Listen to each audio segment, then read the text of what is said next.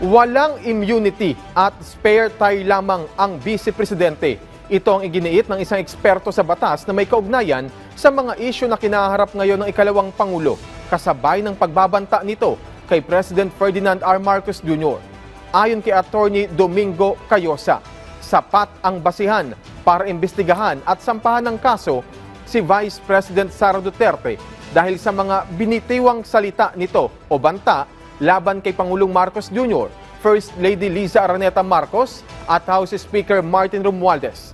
Paliwanag ni Cayosa, alinsunod sa kanilang Code of Professional Responsibility, obligasyon ng bawat abogado na sumunod sa batas na salungat sa ipinakitang asal ng pangalawang Pangulo.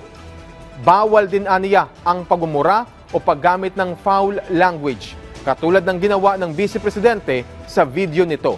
Ayon kay Cayosa, marami ng abogado ang naparusahan, nasuspindi at nadisbar pa nga dahil dito.